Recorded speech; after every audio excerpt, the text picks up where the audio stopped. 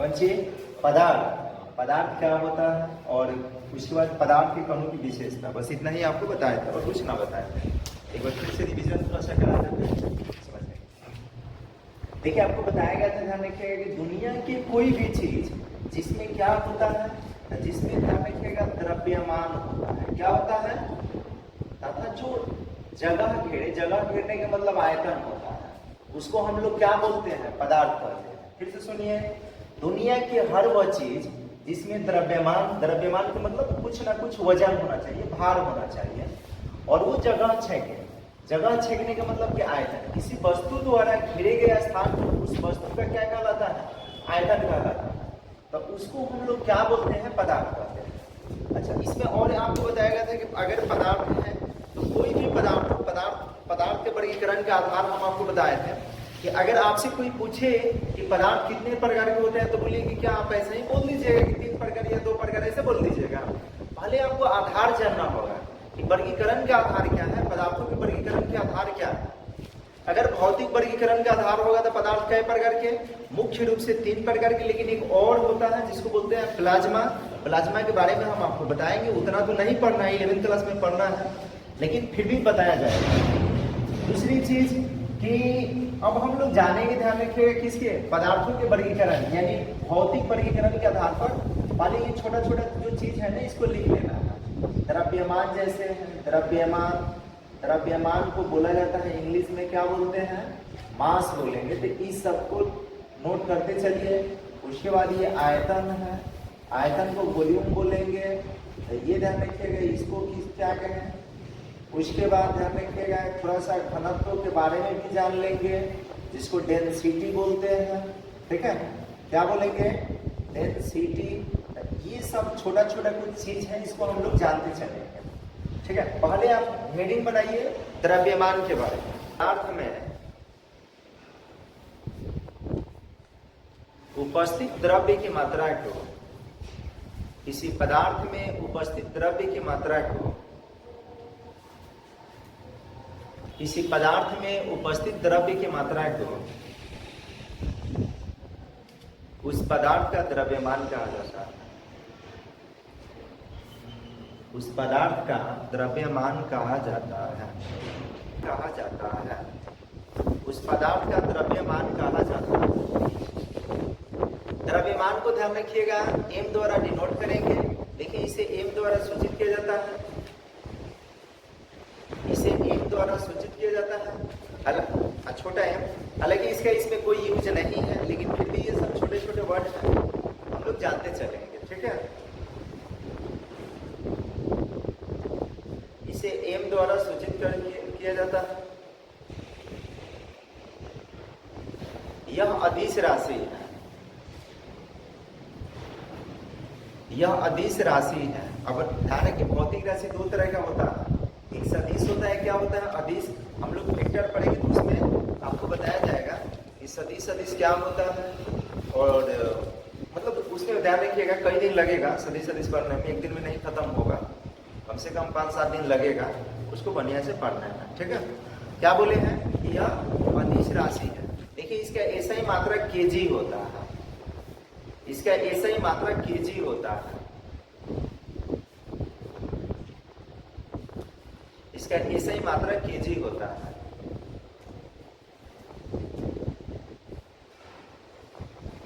पता नहीं कुकर कहिया बंद होगा, ना कुकर बढ़िया से बंद होगा, ना वीडियो सही से बनेगा। ठीक है, दोनों वीडियो सही से नहीं आ रहा है, सारा वीडियो खराब हो जा रहा है। अब लिख के ध्यान रखिएगा आयतन। आयतन लिखिए, फूला में पढ़ाने का यही एक व्यंजन है, आयतन। आयतन देखिए इंग्लिश में वॉल्यूम बोलेंगे, बोले। देखिए आयतन क्या होता है, तो पहले बताए थे, आज भी बताएं कि किसी पदार्थ द्वारा जो स्थान घेरा जाता है ना, जगह, किसी पदार्थ द्वारा घेरे गए स्थान को उस पदार्थ को क्या कहते हैं? आयतन। लिखिए किसी पदार्थ द्वारा घेरे गए स्थान को, किसी पदार्थ द्वारा घेरे गए स्थान को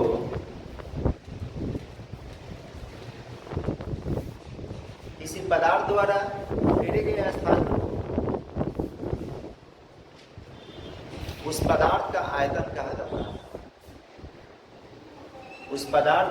आयतन कहा जाता है। उस पदार्थ का आयतन कहा जाता है।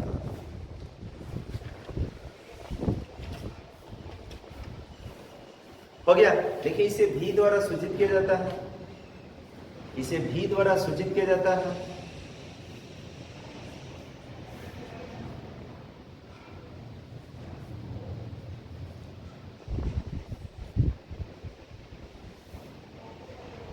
यह आपको ध्यान रखना है, अदिश राशि है। लिखिए यह अदिश राशि है, यह अदिश राशि है।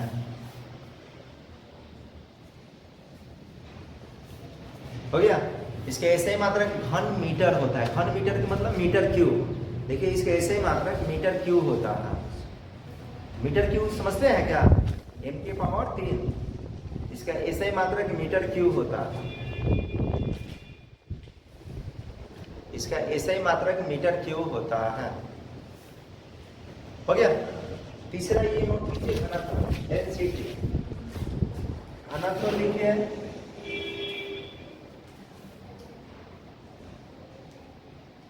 घनत्व।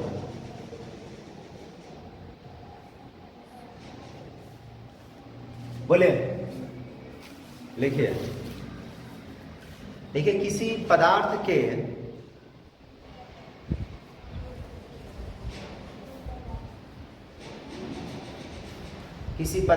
एकांक आयतन में,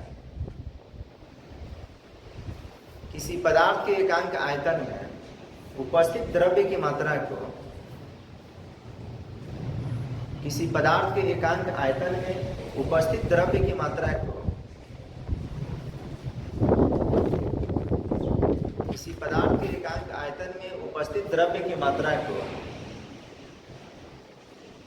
उस पदार्थ का घनत्व कहा जाता है।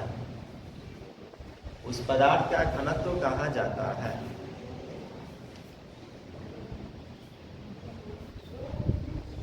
उस पदार्थ का घनत्व कहा जाता है। हो गया। देखिए इसे डी द्वारा सूचित किया जाता है, इसे डी द्वारा सूचित किया जाता है।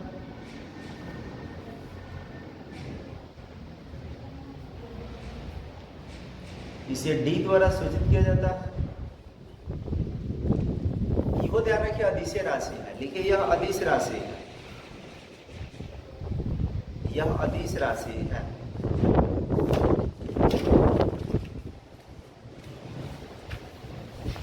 हो गया। देखिए इसका ऐसा ही मात्रा, इसका ऐसे क्या पहले लिख लीजिएगा तब लिखिएगा।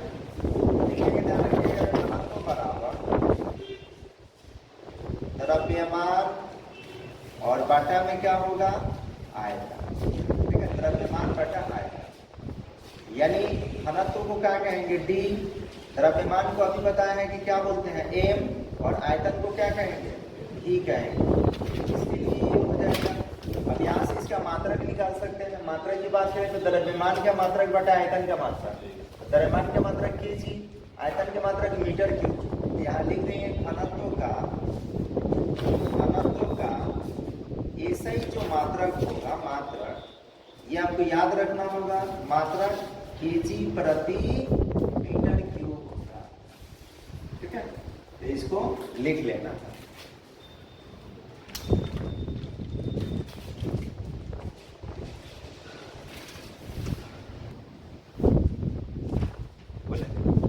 देखिए किसी पदार्थ में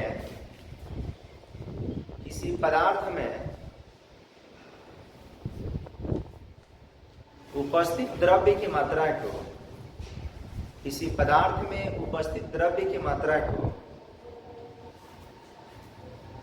किसी पदार्थ में उपस्थित द्रव्य की मात्रा को उस पदार्थ का द्रव्यमान कहा जाता है। उस पदार्थ का द्रव्यमान कहा जाता है।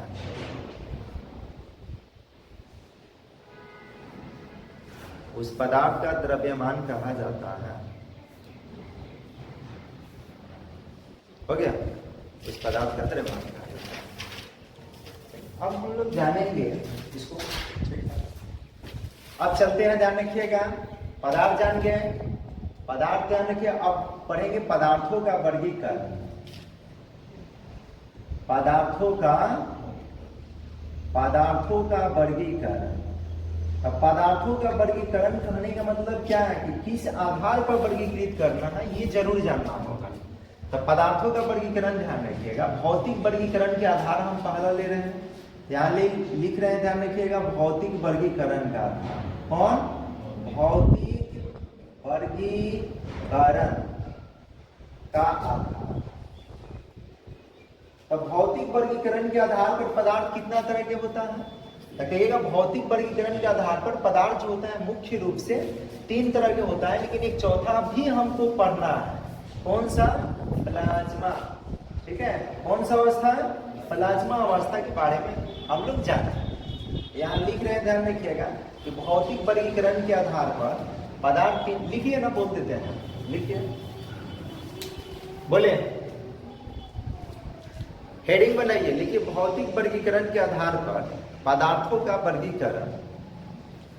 भौतिक वर्गीकरण के आधार पर पदार्थों का वर्गीकरण। भौतिक वर्गीकरण के आधार पर पदार्थों का वर्गीकरण।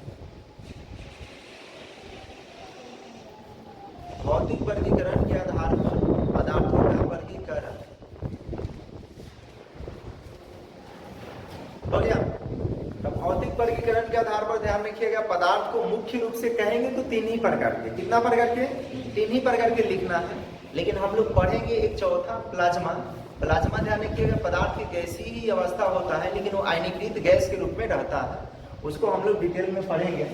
पहले तो हम लोग लिख ले, पहले लिखिए, बोल रहे हैं, देखिए भौतिक वर्गीकरण के आधार पर, आइफन देकर, भौतिक वर्गीकरण के आधार पर पदार्थों को 3 वर्गों में बांटा गया है। भौतिक वर्गीकरण के आधार पर पदार्थों को 3 वर्गों में बांटा गया है।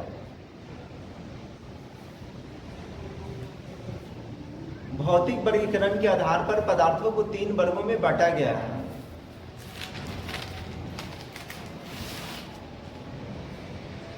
हो गया? कितने वर्गों में? 3 वर्गों में बांटा गया। पहला लिखिए ठोस, इंग्लिश में लिखिएगा सॉलिड, इसको मिटा देते हैं। पहला क्या लिखना है? ठोस, इंग्लिश में सॉलिड, SOLID। दूसरा लिखना है द्रव। ठीक है, पहला क्या लिखेंगे? अब पहला लिखेंगे, ध्यान रखिएगा ठोस, जिसको क्या बोलेंगे? सॉलिड बोलेंगे। दूसरा यहीं पे लिख देते हैं, ध्यान रखिएगा, दूसरा लिख रहे हैं द्रव। द्रव्य और द्रव अलग अलग चीज है, ध्यान रखिएगा, इसको बोलेंगे लिक्विड। और तीसरा लिखेंगे गैस। ठीक है, तीसरा गैस, गैस को गैसे बोलेंगे। एक चौथा भी हम लोग पढ़ेंगे प्लाज्मा के बारे में, यहाँ पे लिख देते हैं, लेकिन इसको वर्गीकरण में आपको नहीं रखना है, समझना है प्लाज्मा के बारे में। इन सभी में पहले हम लोग मूलभूत, ये ध्यान रखिएगा, मूल रूप से बेसिक अंतर जानते हुए चलेंगे, क्या क्या अंतर होता है समझिए।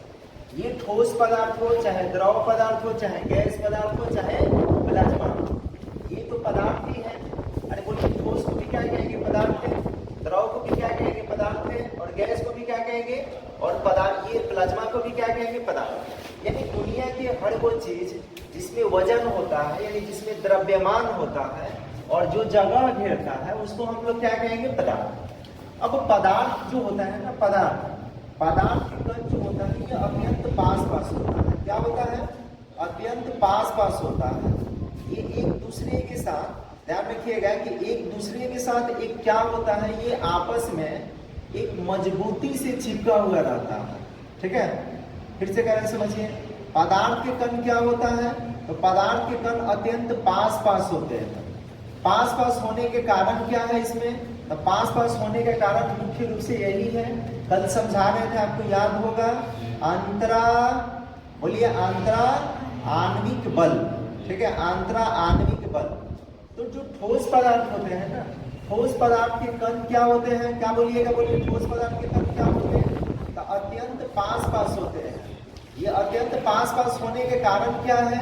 इसके बीच अंतरा आणविक बल जो होता है, ये प्रबल होता है, मजबूत होता है। लेकिन द्रव पदार्थ के कण जो होते हैं, दूर दूर होते हैं, ये ध्यान रखिएगा, दूर दूर होते हैं। रीजन क्या कि इसके बीच जो आंतरा आणविक बल जो होता है ये ठोस के अपेक्षा कमजोर होता है। गैस के कण क्या होते हैं, गैस के कण और दूर दूर होते हैं। और प्लाज्मा हम लोग पढ़ेंगे, समझिए आप ये भी जानते होंगे, ध्यान रखिएगा, 11th क्लास में 9th क्लास में पढ़े होंगे कि जब किसी ठोस पदार्थ को गर्म किया जाता है तो किस में बदलता है, द्रव में बदलता है। और वही ध्यान रखिएगा, द्रव को गर्म करेंगे तो ये किस में बदलता है, गैस में बदलता है। अब आप ये बता दीजिए जब गैस को गर्म करेंगे तो क्या होगा, समझने वाली बात। देखिए होता क्या है कि ठोस के कण तो पास पास होते हैं, जब इसको गर्म करते हैं यानी ऊर्जा देते हैं, एनर्जी देते हैं, तो इसके कणों के बीच ध्यान रखिएगा क्या होगा, इसके कणों के बीच की गतिज ऊर्जा बढ़ जाता है। ये जो भी ऊर्जा दिया जाता है, यानी अगर गर्म करेंगे तो गर्म करने का मतलब उसको ऊर्जा दे रहे हैं, तो इस ऊर्जा के कारण क्या होगा कि ठोस के कण की गतिज ऊर्जा बढ़ जाएगा। और गतिज ऊर्जा बढ़ने के कारण क्या होगा, ये एक दूसरे से दूर होने का प्रयास करेगा। और जब एक दूसरे से ये दूर हो जाएगा तो ये किसमें बदल जाएगा, द्रव में बदल जाता है। अब द्रव को जब गर्म करेंगे तो गर्म करने के बाद बार बार करें ध्यान रखिए, किसी भी पदार्थ को जब गर्म किया जाएगा तो उसके कणों के बीच की गतिज ऊर्जा बढ़ जाती है। और कणों की गतिज ऊर्जा बढ़ने के कारण वो क्या होगा, गति करके दूर भागना चाहेगा। तो जब दूर भागेगा तो ये कण पास पास है और दूर चला जाएगा, तो और दूर चला जाएगा तो ये किस में बदल जाता है, गैस में बदल जाता है। किस में बदलेगा, गैस में। अब जब गैस को गर्म करेंगे तो क्या होगा, एक बताइए, आप लोग पढ़े होंगे, ध्यान रखिएगा, गुप्त ऊष्मा के बारे में नाम सुने होंगे कि गुप्त ऊष्मा क्या होता है। गुप्त ऊष्मा ध्यान रखिएगा उस ऊष्मा को कहा जाता है जो पदार्थ की अवस्था परिवर्तन में खर्च होता है।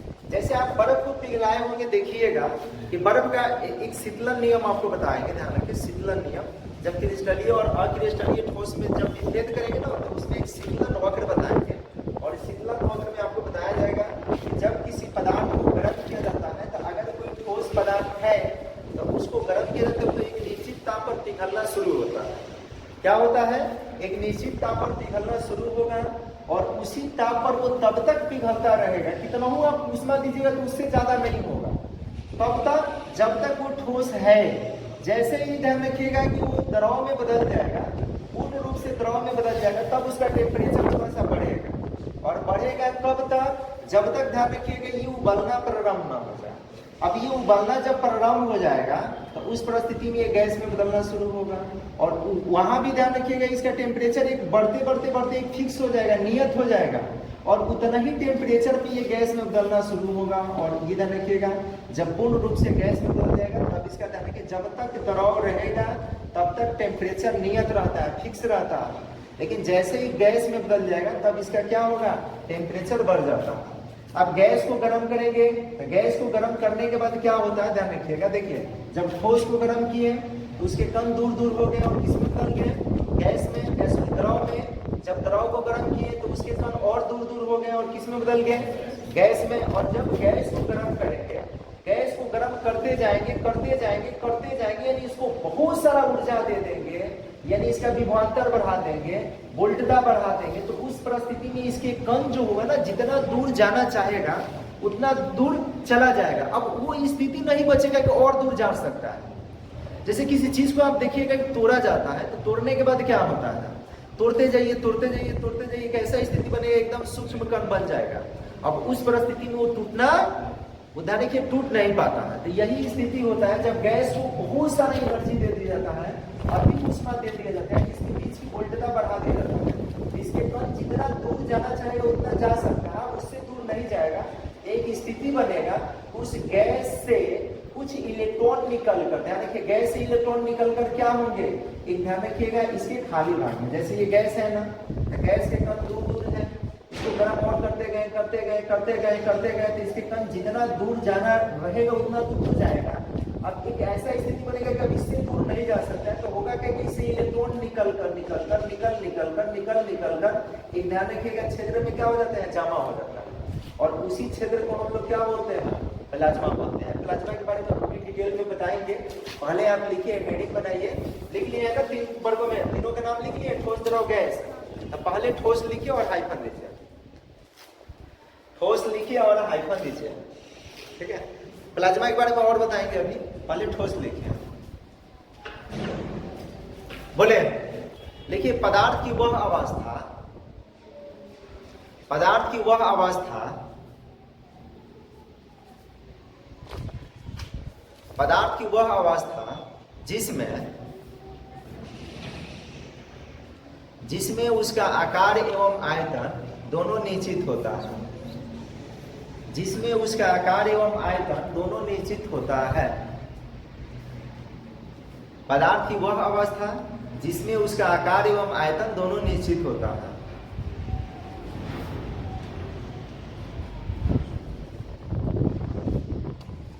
दोनों निश्चित होता है, उसे ठोस पदार्थ कहा जाता है, उसे ठोस पदार्थ कहा जाता है, उसे ठोस पदार्थ कहा जाता है। हो गया। अब इस रूम में जितना भी आपको चीज दिखाई दे रहा है, बोलिए कि सारा चीज क्या है? तो सारा चीज ठोस है। ये मार्कर बोलिए क्या है? ठोस है। अब आकार कहने का मतलब कि जो इसका शेप है, अभी बोलिए कि जो शेप दिख रहा है, कल क्या इसका शेप बदल जाएगा क्या? परसों देखिएगा तो जो जगह आज छेकेगा, कल क्या इससे ज्यादा छेकेगा क्या? अरे जब आकार ही फिक्स है तो जगह बदलेगा क्यों? आकार नहीं बदल रहा है तो जगह भी नहीं बदलेगा, और जब जगह नहीं बदलेगा तो उसको क्या बोलेंगे? आयतन फिक्स है। ठीक है, आयतन फिक्स है। तो जब किसी पदार्थ का आकार और आयतन फिक्स रहता है, निश्चित रहता है, तब उसको हम लोग क्या बोलते हैं? तो उसको बोलेंगे ठोस बोलेंगे। यानी ठोस का उदाहरण देना हो तो बोलिए ये व्हाइट बोर्ड दिख रहा है, ये भी क्या है? पंखा दिख रहा है, क्या है? कॉपी दिख रहा है, क्या है? बेंच दिख रहा है, क्या है? कुर्सी दिख रहा है, क्या है?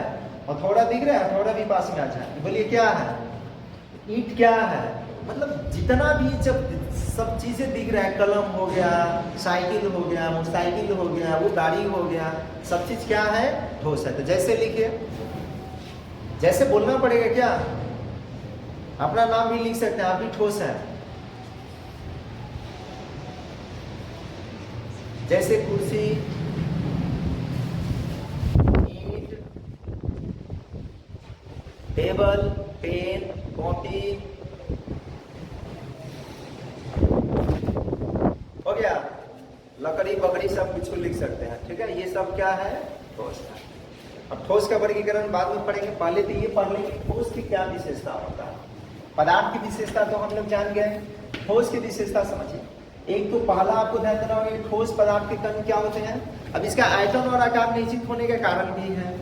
समझिए कि आयतन निश्चित होने का कारण क्या है कि इसके कणों के बीच जो अंतरा आणविक बल होता है, ये बहुत प्रबल होता है। ये प्रबल होने के कारण इसके कण क्या होते हैं? अपने स्थान से दूसरे स्थान तक नहीं जा सकते हैं। इसी वजह से क्या होता है? इसका आयतन फिक्स होता है, बदलता नहीं। आकार भी ध्यान रखिएगा, अंतरा आणविक बल के कारण ही ध्यान रखिएगा निश्चित होता है। क्योंकि प्रबल होने के कारण क्या होता है? इसके कण दूर दूर नहीं होते हैं, वो आपस में एक मजबूती बल से के साथ बंधे होते रहते हैं, चिपके हुए रहते हैं। इसकी वजह से ध्यान रखिएगा इसका आकार भी निश्चित होता है। तो अब हम लोग हेडिंग बनाएंगे, ध्यान रखिएगा क्या? ठोसों की विशेषताएं, ठोस पदार्थों की विशेषताएं, ठोस पदार्थों की विशेषताएं, ठोस पदार्थों की विशेषताएं।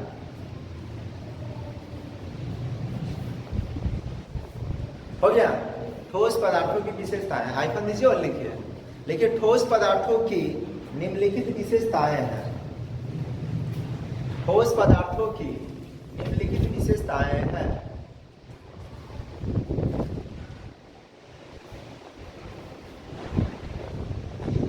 निम्नलिखित विशेषताएं हैं।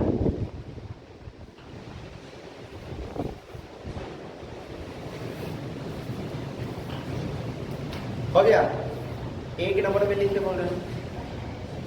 एक तो डिफिनेशन वाला भी आप लिख सकते हैं कि ठोस पदार्थों के आकार और आयतन क्या होते हैं? निश्चित होते हैं। तो लिखिए, उसको भी लिख लीजिए। देखिए, ठोस पदार्थों के आकार एवं आयतन, ठोस पदार्थों के आकार एवं आयतन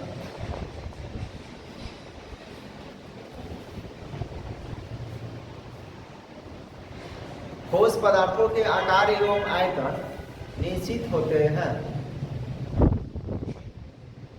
ठोस पदार्थों के आकार एवं आयतन निश्चित होते हैं।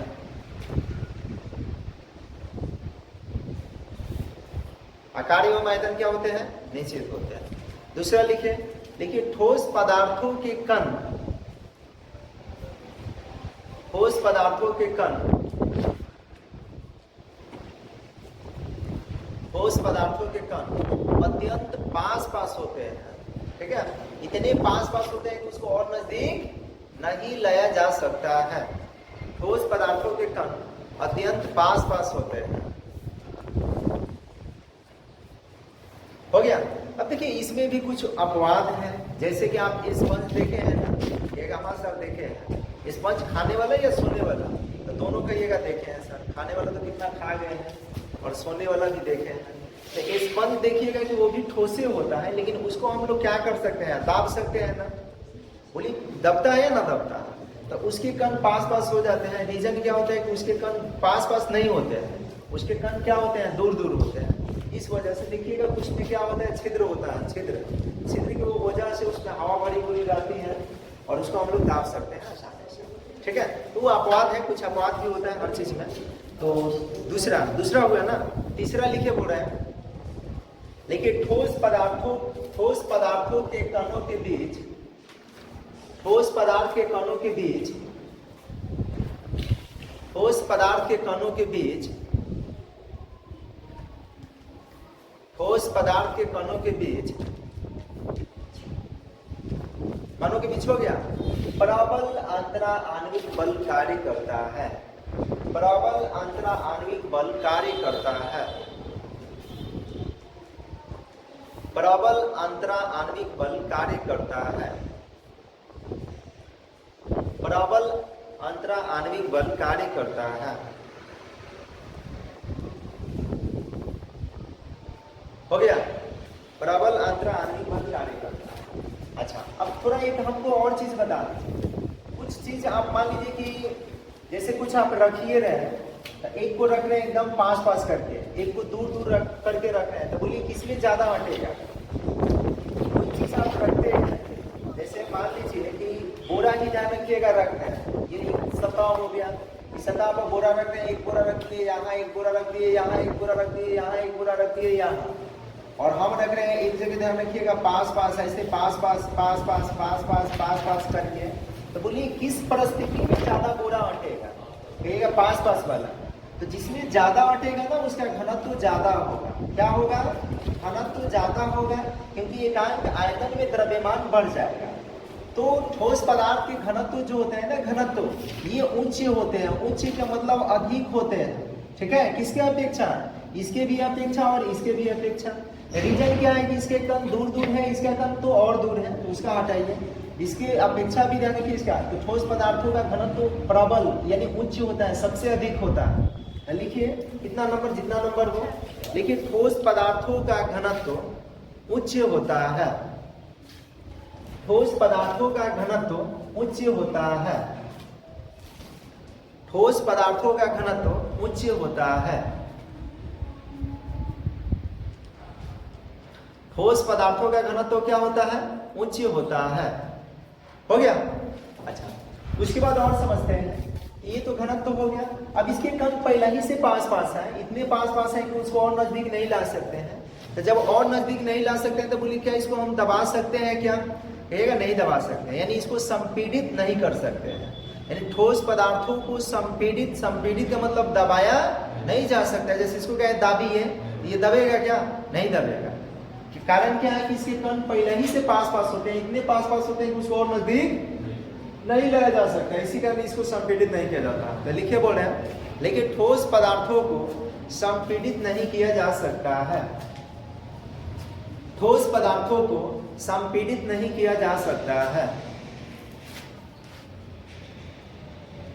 ठोस पदार्थों को संपीड़ित नहीं किया जा सकता है।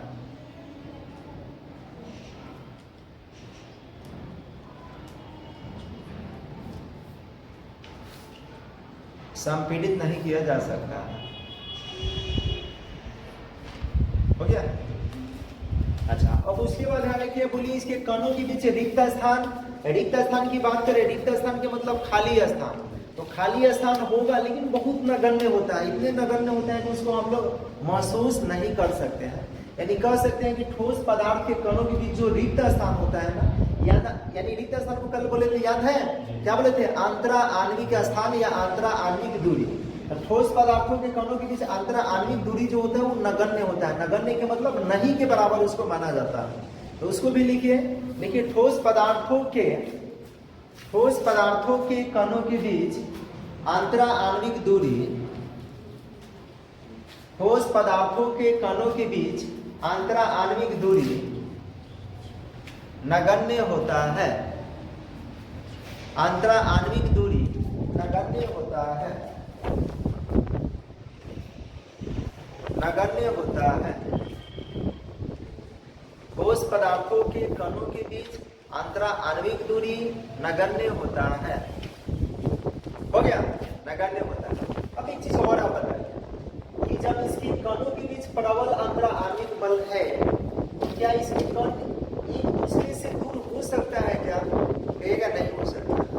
आप मान लीजिए लाइन में लगे हैं, देखिएगा कि ये ऐसे ये एक दूसरे से उंगली पकड़ के अगर लाइन में कोई लगा रहता है, तब बोलिए उसको अगर तोड़ना चाहेगा, कोई चाहेगा तो बोलिए आसानी से तोड़ सकता है कि नहीं? बिल्कुल तोड़ सकता है भाई। उंगली पकड़ के तू अंगुली, उसका अंगुली, उसका अंगुली, उसका अंगुली, तो तोड़ सकता है। लेकिन अगर हम उसका बाह पकड़ ले ऐसे, तो थोड़ा सा बल लगाना पड़ेगा ज्यादा। अब कहीं कस के पांजा से उठा के पकड़ ले तो बोलिए बल लगाना और भी ज्यादा पड़ेगा, टूटेगा भी नहीं। तो इसके कणों के बीच अंतरा आणविक बल प्रबल होने के कारण इसके कण एक दूसरे से दूर नहीं हो सकता है। होगा कब? जब उतना एनर्जी देंगे, यानी अंतरा आणविक बल से भी ज्यादा बल उसको दिया जाएगा तब। तो इसके कण जो होंगे दूर जब नहीं हो सकते, यानी कह सकते हैं इसके कणों के बीच बहाव नहीं होगा, इसके कण गति के लिए स्वतंत्र नहीं होगा, इसके कण एक स्थान से दूसरे स्थान तक गति करके नहीं जा सकता है, ये कह सकते हैं ना जी। तो लिखिए बोल रहे हैं उसको भी लिखिए। ठोस पदार्थ के कण, ठोस पदार्थ के कण गति के लिए स्वतंत्र नहीं होते हैं। ठोस पदार्थ के कण गति के लिए स्वतंत्र नहीं होते हैं। ठोस पदार्थ के कण गति के लिए स्वतंत्र नहीं होते हैं।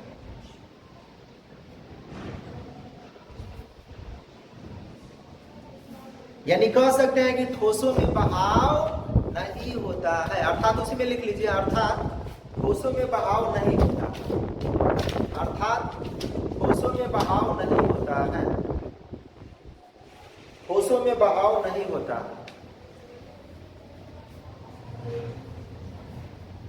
ठोसों में बहाव नहीं होता।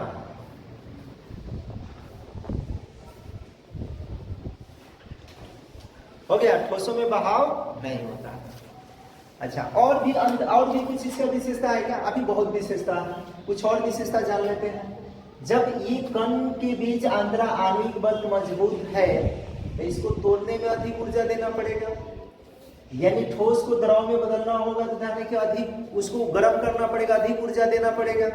यानी कह सकते हैं कि इसका द्रवणांक जो होगा उच्च होगा। क्या होगा? इसका द्रवणांक उच्च होता है। तो लिखिए उसको भी, लिखिए ठोसों का द्रवणांक, ठोसों का द्रवणांक, ठोसों का द्रवणांक उच्च होता है, ठोसों का द्रवणांक उच्च होता है। ठोसों का द्रवणांक क्या होता है? उच्च होता है। ठीक है, देखिए रहने देते हैं इतना ही इसमें, क्योंकि उतना इंपॉर्टेंट है नहीं परीक्षा के लिए।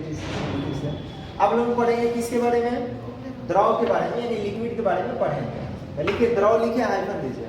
ठोस का वर्गीकरण बताएंगे, पहले ये बेसिक कुछ चीज बता देते हैं, उसके बाद वर्गीकरण हम लोग पढ़ेंगे। लिखिए द्रव, द्रव हो गया। जल देखे हैं? ये गजब बात कर रहे हैं सर, बिना जल के कोई जीता है क्या? तो जल को आप लोग देखिएगा, जल ले लीजिए, दूध ले लीजिए, तेल ले लीजिए, उसको आप लोटा में 1 लोटा जल अगर लिए हैं, बोलिए कि उसको बाल्टी में रखिएगा कि तो क्या होगा? उसका आकार लोटे के आकार के रहेगा या बाल्टी के आकार का हो जाएगा? कहेगा बाल्टी के आकार का। लेकिन 1 लोटा है तो बाल्टी में रखने से क्या 1 बाल्टी हो जाएगा क्या? यानी कह सकते हैं कि उसका आयतन फिक्स है, 1 लोटा है तो 1 ही लोटा रहेगा। अब उसको कटरा में रख दीजिएगा तो बोलिए ये कटरा हो जाएगा, कहेगा ना सर ये गजब की बात कर रहे हैं, ये कटरा क्यों होगा। लेकिन उसका आकार कैसा हो जाएगा, तो कहिएगा वो तो कटरा के आकार क्यों होगा। जब छिपा में रख देंगे तो बोलिए क्या होगा, छिपा के आकार क्यों होगा। यानी कह सकते हैं कि जो द्रव होगा ना उसका आकार बदलता रहता है, इसका शेप यानी कि फिक्स नहीं रहता है। इसको जिस पात्र में रखेंगे उसी पात्र के आकृति के हो जाएगा, होगा या नहीं। अच्छा, एक लोटा जल आप भर के लिए है, बाल्टी में रखिए तो बाल्टी भरेगा क्या, कहेगा नहीं बाल्टी क्यों भरेगा, तो एक लोटा है तो एक लोटा उसके आयतन जितना होगा उतना तो फिक्स होगा, वो अपने जगह लेगा। आयतन समझते हैं क्या, एक अच्छी आयतन समझते हैं। तो क्या होता है, आयतन कैसे निकालते हैं, ठहरे भैया, आयतन कैसे निकालते हैं जी जी जी, आपको समझ रहे हैं। अब हमारे लोग उदाहरण दे लगला, एक बाल्टी है, एक लोटा जल डालेंगे तो एक लोटा रहेगा। ऐसे घनत्व तो थोड़े आयतन थोड़े निकालते हैं। आयतन क्या होता है, लंबाई गुने चौड़ाई गुने ऊंचाई करके निकालते हैं ना। आयतन कैसे निकालते हैं, लंबाई गुने चौड़ाई गुने ऊंचाई करके। लोटा है, शेप बढ़िया ले रहे हैं, बढ़िया वाला। एक ध्यान रखिएगा ये शेप है छोटा सा, इसका कुछ चौड़ाई होगा, कुछ लंबाई होगा, कुछ गहराई होगा ना। इसमें जल भरा हुआ है और एक और शेप ले रहे हैं, ध्यान रखिएगा कि इस तरह के हैं, थोड़ा सा ये ज्यादा चावला है। तब बोलिए कि अगर ये एक लोटा होगा तो इसका स्तर कमी में हट जाएगा। अरे बोलिए कमी ना हटेगा, यहाँ ऊंचाई बढ़ रहा है तो यहाँ पे क्या हो रहा है, ऊंचाई घट रहा है। लेकिन बोलिए कि इसका क्या हो रहा है, ये एक लंबाई तो बढ़ रहे हैं ना, तो आयतन, इसका आयतन निकालेंगे और इसका आयतन निकालेंगे तो दोनों का क्या होगा, सेम होगा। भले आकार अलग अलग है लेकिन आयतन क्या होगा, सेम होगा, क्योंकि जितना इसमें है कोई भी चीज द्रव है वही द्रव ध्यान कि इसमें रखा गया है तो उतना ही होगा, तो इसका आयतन नहीं बदलता है। यानी इसमें भी अगर आयतन निकालेंगे लंबाई गुने चौड़ाई गुना ऊंचाई करके तो जितना होगा उतना ही इसमें आएगा, लंबाई गुने चौड़ाई गुना ऊंचाई करने के बाद, ठीक है। ऊंचाई इसमें कम होगा, इसमें ऊंचाई ज्यादा होगा, तो ज्यादा होने के कारण क्या होगा, लंबाई चौड़ाई घटेगा, इसमें लंबाई चौड़ाई बढ़ जाएगा, ऊंचाई कम होगा। कह सकते हैं कि द्रव जो होता है यानी कि पदार्थ की उस अवस्था को कहेंगे जिसमें आकार यानी शेप जो होगा ये तो फिक्स नहीं होता है, आकार जो होता है ध्यान रखिएगा फिक्स नहीं होता है, बट आयतन जो होता है, वॉल्यूम जो होता है, ये क्या होता है, आयतन जो होता है ध्यान रखिएगा, वॉल्यूम ये फिक्स होता है, निश्चित होता है। तो क्या कहेंगे, पदार्थ की वह, ये ध्यान रखिएगा, पदार्थ की वह अवस्था है जिसमें उसका आकार क्या होता है, अनिश्चित, लेकिन आयतन क्या होता है, निश्चित होता है। उसको हम लोग क्या कहेंगे, द्रव कहेंगे। क्यों निश्चित होता है, क्यों अनिश्चित, बता दिए, क्योंकि द्रव को जिस पात्र में रखेंगे उसी पात्र की आकृति ग्रहण कर लेगा, लेकिन आयतन उसका फिक्स क्यों रहेगा, क्योंकि वो जितना एक पात्र में अगर कोई चीज, कोई द्रव अटा हुआ है तो वही द्रव अगर दूसरे पात्र में रख रहे हैं तो उतना ही रहेगा, कम नहीं होगा ना ज्यादा होगा, समझ रहे हैं ना। तो इसी कारण से इसका आयतन जो होगा फिक्स होता है, जबकि आकार क्या होता है, फिक्स नहीं होता है। तो लिखिए, पदार्थ की वह अवस्था है, पदार्थ की वह अवस्था है जिसमें, पदार्थ की वह अवस्था है जिसमें आकार अनिश्चित तथा आयतन निश्चित होता है। पदार्थ की वह अवस्था है जिसमें आकार अनिश्चित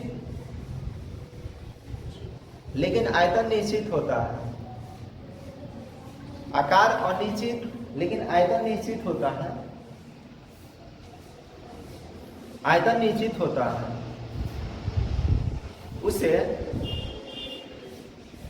उसे बोलिए, उसे क्या कहेंगे, उसे द्रव पदार्थ कहते हैं, उसे द्रव पदार्थ कहते हैं, उसे द्रव पदार्थ कहते हैं। जैसे लिखिए, जैसे जल,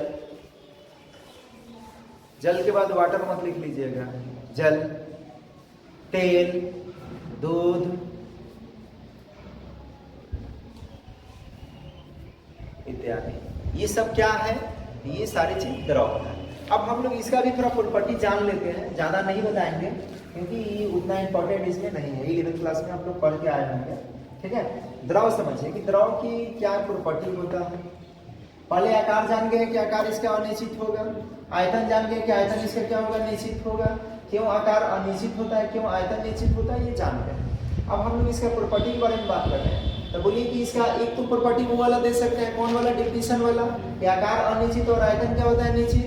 दूसरा प्रॉपर्टी देना होगा तो बोलिए क्या देंगे, हर एक चीज में ये कहेंगे, ध्यान रखिएगा कि ठोस से घनत्व कम होगा, ठोस की अपेक्षा इसके कणों के बीच अंतरा आणविक बल भी कमजोर होगा, ठोस की अपेक्षा ध्यान रखिएगा इसमें अंतरा आणविक दूरी अधिक होगा, ठोस के अपेक्षा ये ध्यान रखिए इसमें बहाव होता है, द्रव के कण जो होते हैं गति करते हैं, लेकिन गति के लिए उतना भी स्वतंत्र नहीं होते हैं जो एक दूसरे से अलग हो जाए। पानी आप लोग बहते हुए देखे होंगे, तो पानी ये नहीं देखे होंगे टूट टूट कर बहता है, कुछ पानी बह गया फिर उसके बाद बहेगा, फिर टूट के बहेगा, फिर टूट के बहेगा, ऐसा देखे हैं क्या? ठीक है, नहीं, ऐसा तो नहीं देखे हैं। पानी चलता है तो ध्यान रखिएगा बहता हुआ एक ध्यान रखिए सतत चलता है, सतत मतलब लगातार कंटिन्यू। अगर रुक गया तो सारा रुकेगा, ये नहीं कि टूट के थोड़ा सा बह गया फिर थोड़ा बहेगा फिर थोड़ा बहेगा, ऐसा नहीं होता है। ठीक है, तो कह सकते हैं कि इसकी कम गति तो करते हैं, लेकिन गति करने के कारण क्या मतलब गति इसमें बहाव होता है, ये सिंपल ये समझिए कि द्रव में क्या होता है बहाव का गुण पाया जाता है। अच्छा, द्रव भी ध्यान रखिएगा कि इसके कण दूर दूर होते हैं, लेकिन फिर भी ये असंपीडित होते हैं, इसको संपीड़ित नहीं किया जा सकता है, यानी संपीड़ित नगण्य किया जा सकता है। नगण्य के मतलब बहुत अल्प मात्रा में महसूस नहीं होता है। अब पानी को दाबने के लिए दे बोलो इसको दाबो, एक लोटा जल दे देगा, दाब दो और इसमें एक गिलास हटा दो, हटेगा क्या? ये नहीं हटेगा, ऐसा नहीं होगा। हाँ, लेकिन अगर एक लोटा जल है तो उसमें देखिएगा कि नमक के थोड़ा थोड़ा कण या चीनी का थोड़ा थोड़ा कण डालिएगा या धूरा का थोड़ा थोड़ा कण डालिएगा तो उसका स्तर नहीं बढ़ता है, उतना ही रहता है। कब तक? जब तक उसमें रिक्त स्थान रहेगा।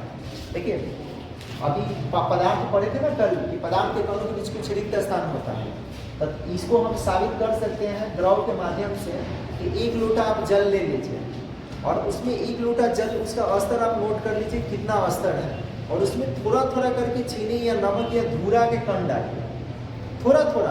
अब ये ना कि कण मान लीजिए जगह है थोड़ा सा और डाल दिए एक मुठ्ठा तो जल बाहर आ जाएगा। थोड़ा थोड़ा कण आप डालिएगा, देखिएगा तो उसके स्तर में कोई वृद्धि नहीं होता है। आप डालते जाइए डालते जाइए डालते जाइए डालते जाइए, कब तक वृद्धि नहीं होगा? जब तक उसमें जितना रिक्त स्थान रहेगा उतना नहीं भरेगा।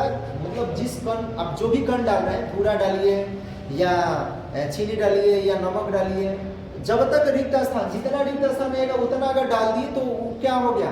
ध्यान रखिएगा उसका स्तर नहीं बढ़ेगा। लेकिन उससे अब ज्यादा डालिएगा तब पानी धीरे धीरे अब ऊपर उठना शुरू होगा और एक ऐसा स्थिति बनेगा कि अब नीचे गिरना शुरू होगा।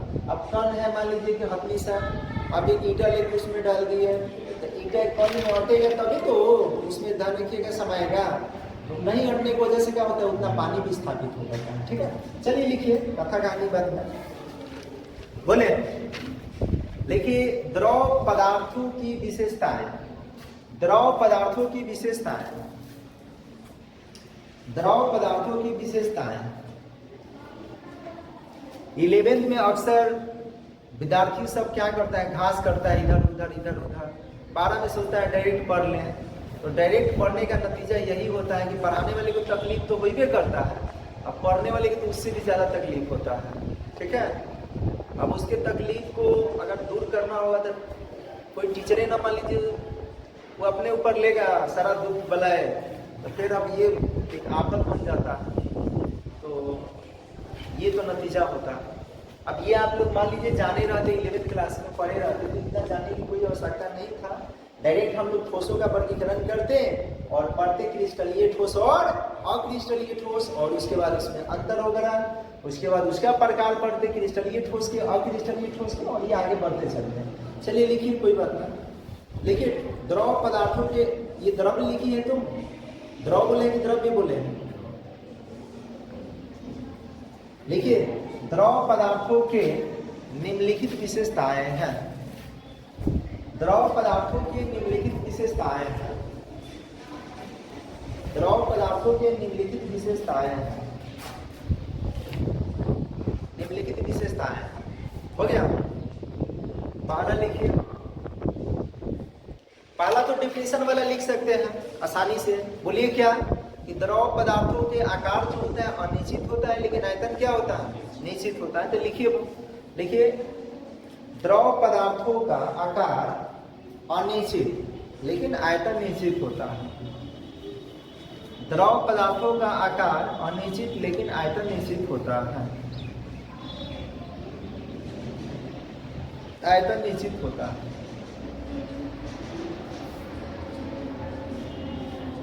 हो गया, निश्चित होता। बोलिए द्रव में बहाव होता है कि नहीं? कहेगा जी सर बहाव तो होता है। ठीक है, तो लिखिए द्रव पदार्थों में बहाव का गुण पाया जाता है। द्रव पदार्थों में बहाव का गुण पाया जाता है। द्रव पदार्थों में बहाव का गुण पाया जाता है। ऐसा करेगा तो वीडियो नहीं बनेगा तब से। द्रव पदार्थों में बहाव का गुण पाया जाता है।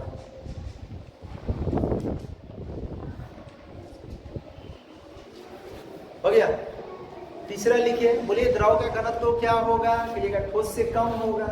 लिखिए द्रव पदार्थों का घनत्व ठोस की अपेक्षा कम होता है। द्रव पदार्थों का घनत्व ठोस की अपेक्षा कम होता है। ठोस की अपेक्षा कम होता है।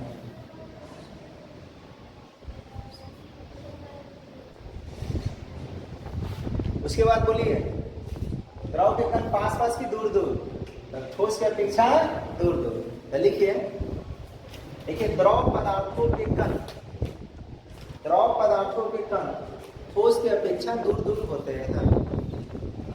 द्रव पदार्थों के कण ठोस की अपेक्षा दूर दूर होते हैं।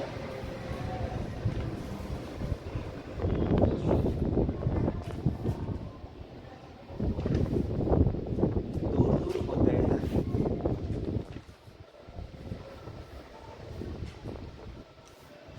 हो गया। पांचवा लिखिए, बोलिए अंतराण्विक बल की बात कर ले तो अंतराण्विक बल क्या होगा? कहिएगा ठोस से कमजोर होगा। लिखिए द्रव पदार्थों के कणों के बीच, द्रव पदार्थों के कणों के बीच अंतराण्विक बल, द्रव पदार्थों के कणों के बीच अंतराण्विक बल ठोस की अपेक्षा कमजोर होता है। अंतराण्विक बल ठोस की अपेक्षा कमजोर होता है।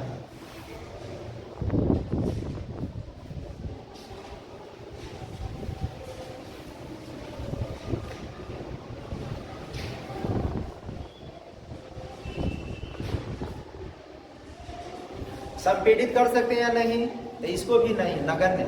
तो लिखिए, बोल रहे हैं, लिखिए द्रव पदार्थों को संपीड़ित नहीं किया जा सकता है।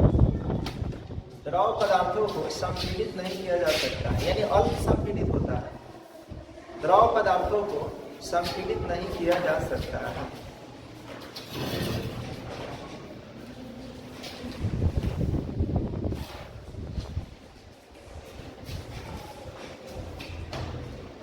इसका क्वथनांक की बात करें तो ये निश्चित तापमान में बोलते हैं। ठीक है, तो लिख लीजिए, लिखिए द्रव पदार्थों का क्वथनांक निश्चित होता है। द्रव पदार्थों का क्वथनांक निश्चित होता है।